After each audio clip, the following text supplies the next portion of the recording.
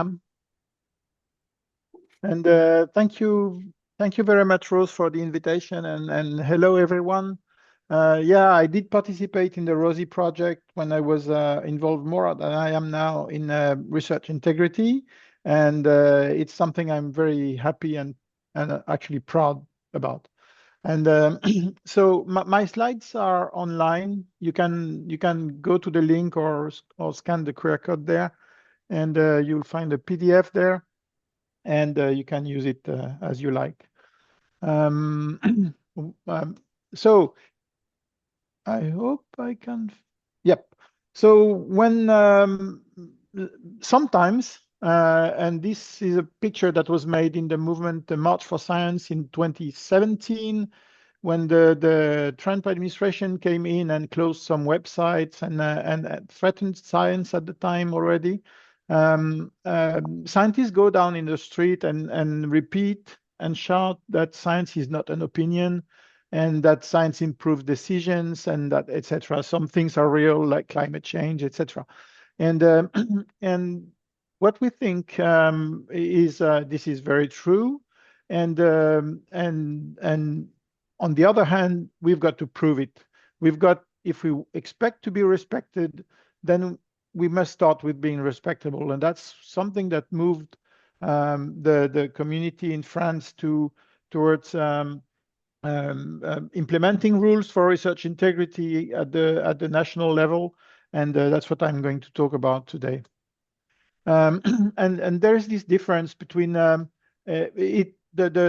trick with the words works better in French because a researcher is someone who searches things, so they basically do not know somehow, and what the citizen want, what the decision maker want, is not someone who doesn't know. They want someone who knows. They want a savant, as we say in French, a scientist who knows things and can help them make decisions in times of COVID, in times of a planet that is too little for mankind, etc., etc. And this is a big difference, because we are both at the same time, and it's very difficult for our citizen mates to realize this. So at the same time, we surf on unknowledge, and these waves of unknowledge, they turn into an ocean of knowledge with the help of the scientific method, which is the catalyst of knowledge. And integrity of the scientific method is therefore very important for democracy. We've got several systems in science and several like safeguards that help promoting the scientific method. Every single one of our papers is peer reviewed. This is more or less true, but it's largely true. And but we know as scientists that peer review is fallible, and all of you have a paper that's been rejected, and you know it was unfair, and you know as a referee that sometimes it's a bit difficult to evaluate, or as an editor sometimes difficult to evaluate papers. So we know peer review is fallible, so it's not a golden standard. It's the best we can do, but it's not a golden standard. We've got the self-healing of science. If there is a mistake, then it's going to be corrected by someone else, or working on the same topic. So science is going to advance anyway. There is another wave of unknowledge that's going to move on that one, and it's going to consolidate actually the ocean of knowledge. But we'd better be careful, and that's what we try to do. So first, I'm going to talk about research integrity, because that's what I'm going to focus mostly on, and that was previously described as the practices, and it is the practices, but there are still values behind those practices. It's not just about screwing bolts and things like that. And I always represent the responsible research as like this tripod there. If one of the pillars of the tripod is rotten, then you should better not sit on it, and the society better not sit on science, of which one of the three pillars, ethics, deontology by law, and deontology by soft law, is rotten. Ethics, I'm not going to speak a lot about ethics. because you know more about ethics than I do anyway, but that's about confronting values with the questions that are raised by the continuous fit between progresses in science and technologies and societal evolutions. It's highly cultural. It must be discussed permanently at all scales of the research ecosystem, so long time scales, organization scales, etc. It concerns all scientists, and it's regulated or discussed in mixed committees with mixed skills and disciplines. Scientific integrity is the two other pillars. So there is deontology, sensu stricto. It's been regulated in France. By the way, ethics, the National Committee for Ethics has been set up in France in, I think, 1984, just after the birth of the first child in France with in vitro fecundation, in vitro fertilization. And so that regulated more or less, and it has advanced since about a bit more than 40 years now. And deontology sensu stricto is the control by law, and it's also from the same time, 84, that the public servants acts independently of their own interests. And it concerns all public servants exactly in the same terms, exactly in the same words in law, and that judges, teachers, postmen, and scientists. And what I'm going to talk a bit more about is the practice, actually, but there is a lot of values behind the practice. Again, the rule that govern the practice of research, it's quite universal. It prevails globally all around the world as an unwritten professional code. And in France, as I'm going to tell now, there is a legal frame since 2020. It regards all scientists in the same way, and it's regulated by researchers. Oh. So the text of reference for research integrity are the ALIA Code of Conduct for Research Integrity that Rose mentioned before. That's been enriched by Rosie. I'm not going to come back on that more because Rose described it already. And that there are 4 principles, a positive definition of research integrity that was put together very much in 2017. And with these 4 values that Rose mentioned, they should be enriched with a bit more than that which you will find on in the ROTI guidelines. And and basically there is a bit more. In France, we started talking about research integrity after some scandals in science about fraud, etc. So fraud is the falsification, fabrication, plagiarism, fabrication or falsification of results, plagiarism, and which contradict very much the 4 values of the code of conduct: honesty, reliability, respect, and accountability.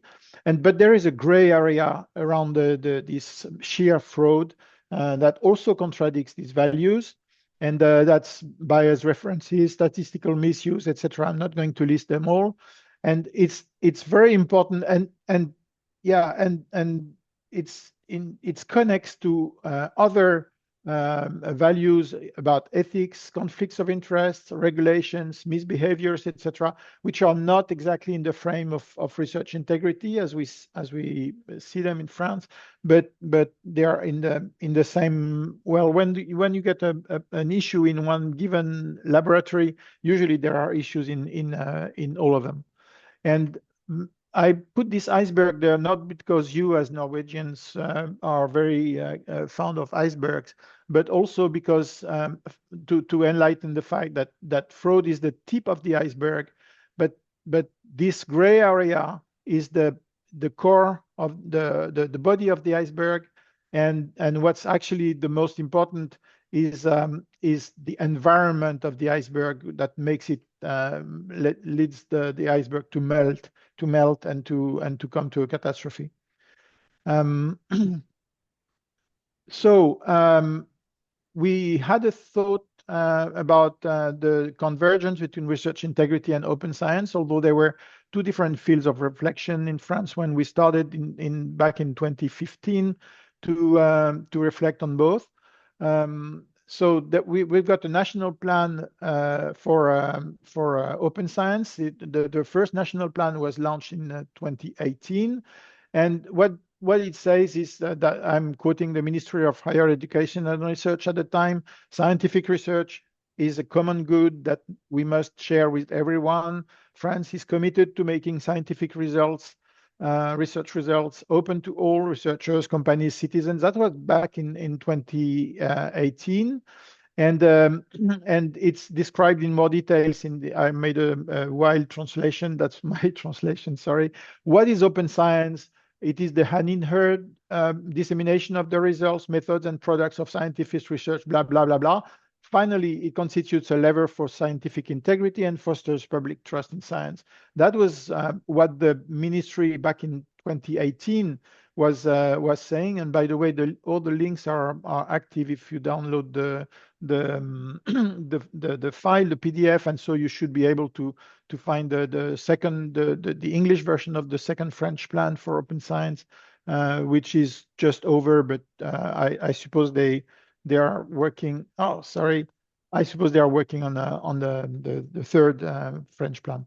Anyway, but is it so true that research integrity, that open science considers all scientists, and what are the practices now?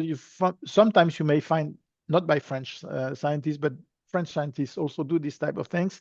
A paper that looks very interesting seen from a citizen scientist perspective. Citizen science as seen by scientists, methodological, epistemological, and ethical dimensions.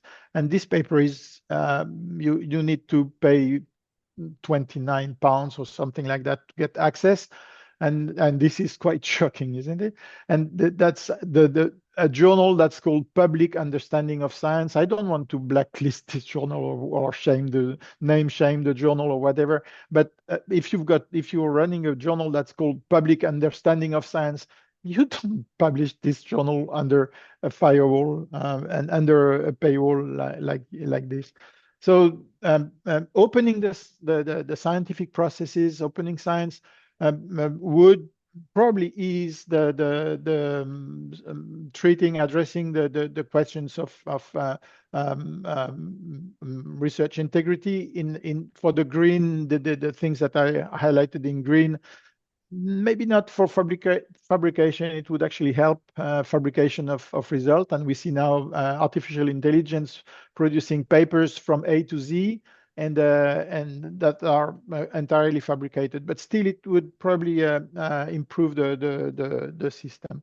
So we made back in 2019 we had a joint seminar, and you'll see the videos there. Joint seminar about research integrity and open science in Paris. That was a mostly national seminar. We had some international guests, but that was mostly a national seminar. That was very interesting, and the outcomes were that research integrity and open science produce two complementary views on science. What do we open, and the integrity of what are we talking about? Science as knowledge as a common good, etc. Some implementation logics are similar, but the feeling that we were going in the same direction, but maybe a bit in parallel, and parallels don't actually meet, as we know from a long time, and it's difficult to have the movement going together, and that's what we did with Rose in the Rosie project, so yeah, that's why I'm a bit proud of having participated in this endeavor. So what did we do regarding the research integrity in the French ecosystem? The story is like this. So in September 2010, we had a first report that was requested by the Ministry of Research about research integrity. That was very early, actually. But it took a long time. It was actually commanded or ordered 3 years before, so back in 2007, and but it took them about 3 years to write the report, a bit too long, and then the report was actually forgotten, and France stayed back in some movements that were starting in the world. And in January 15, there was a signature of 8 big research organizations of the French Charter for Research Integrity. And actually, at the time, I was in charge of I was the deputy CEO of INRA, which is the research, the National Research Institute of for Agronomical Research, and that's why I was sitting in this male, I would say, panel of representatives to sign the French charter. It covers scientific integrity. It's been ratified by institutions, more than 70 now. The figure is not good. It started a network of research integrity officer. And in June 16, there was a second report that was requested by the Ministry of Research. This guy here was the Ministry of Research at the time, to the future chair of the Academy of Sciences, Pierre Corvol. And the recommendation, the question was, what is this French charter? Is it useful? Is it something that I can help from the Ministry of Research? And the answer of Pierre was, yes, it is good. It is, and you can help from the Ministry of Research, Mr. Minister. And so in March 17, the French Office for Research Integrity was officially launched, and we put somebody in it afterwards. So I'm not going to go into all the details here, but an important date was that in December 20, the Research Programming Act for 2020-2030 enabled the research integrity to enter the French law. So the French setup puts a significant focus on prevention and anticipation, relying on 3 levels of organization, and it's now by law, so globally and in Europe. It relies on the research performing organizations because that's the environment that's important and not so much individuals. The individuals are important as well, but they are within an environment. And the national setup was established for mutualization with about 200 research integrity officers now in France, and they are networked. And the French Office for Research Integrity, connecting the whole thing. These are the research integrity officers, and in the universities, colleges, national research organizations, and agencies, etc. They are recognized and respected scientists at the general profile. Of course, there are 187 different profiles, but basically they are recognized and respected scientists. They operate the institution's research integrity policy, and including misconduct, the management of misconducts, and they mutualize and harmonize policies. But they also have a very important roles in awareness raising and training of the staff in the research labs. And they deliver references, like, for instance, this guide for to manage, that's in French, sorry, but this guide to manage research integrity misconducts. And then the office, the French Office for Research Integrity, it's a resource for the higher education and research ecosystem at all scales. There is a team and a board, and I was chairing the board. There was nothing when I started actually to work on the office. There was just me, and then I put together the team and the board, which was not this one, but it's already the second or third term. And the office works on the prospective, on watching and monitoring the progress of research integrity, and on the stewardship towards progress integrity. It does not process individual situations, which are processed by the network of research integrity officers, and that's quite important. So in 2020, as I said, something very important happened. We had the French law was improved to include research integrity. So taking the opportunity that there was an act that was being passed for program research for the coming 10 years. And it sets an expectation for research works and the definition of research integrity to contribute to guarantee the impartiality of research and the objectivity of its results.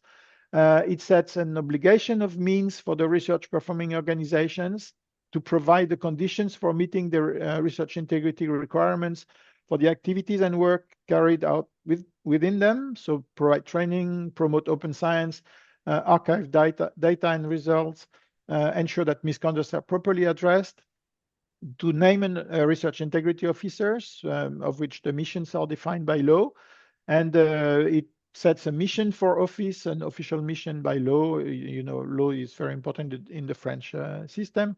We write things in law, even sometimes if they don't have to, but at least now it's written in law.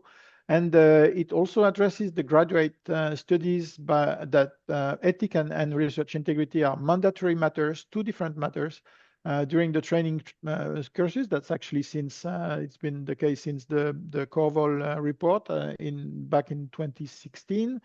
And there is the doctoral oath, which came into force in 2022, I think. And the doctoral oath says highlights the values acquired through the scientific graduation, saying that with the completion of my doctorate in my research field, in my quest for knowledge, I've carried out demanding research, demonstrated intellectual rigor, ethical reflection, and respect for the principle of research integrity. And it values the diversity of the situation where these values will now prevail. So even if you are like a German chancellor, and we talked a lot about Angela Merkel, who was had a doctorate in whatever the field, I don't remember. But as I pursue my professional career, whatever my chosen field, and even if I'm not a scientist, I pledge to the greatest of my ability to continue, meaning if my employer asks me not to do so, I will be in my full right to continue to maintain integrity in my relationship to knowledge, in my methods, and in my results. And I must say, it I mean, it led some smiles in the beginning, because the text is very brief, very well obvious, let's say, and a bit childish, whatever. But it's very emotional. Actually, it turns out to be very emotional at the end of the PhD defense, when when the new doctor um, uh, says this oath. It's a very emotional moment, really. So a few words to conclude, because I've been too long. Science is the archetype of integrity, okay, especially open science, the scientific method, transparencies, etc. But there has been some infamous situations that have questioned this evidence. In France, we've established a setup to promote both open science and research integrity, maybe a bit too parallel and without sufficient meetings and sufficient interconnections. But at least we've got the two things progressing. And both of them target the entire higher education and research ecosystem, just like the ethics issue does, and rely on the research organizations, including the evaluation process. It's something that's in the evaluation of laboratories to evaluate these things. Coordinated by light, small offices, the Open Science Committee and the Office for Research Integrity, connected with European and global dynamics. And it's now in the Code of Research and the Code of Education since, so in the law, since 2020. Yet this is a never-ending endeavor. And now the communities have to move, the scientific communities have to move, because we've got some old habits that still remain, both in terms of not opening the science sufficiently, and in terms of, is this really something that I should bother about, this research integrity stuff? Am I not going to spend a lot of my energy into these things, into reproducibility and stuff? So this is something that the communities have to move. And also the entire society has to acknowledge, so the citizens, etc., have to acknowledge the move. And maybe sometimes for the journalists and others also to move along, and also to somehow recognize that science is indeed not an opinion. To come back to my first talk, and thank you for your attention, and sorry for being a bit long.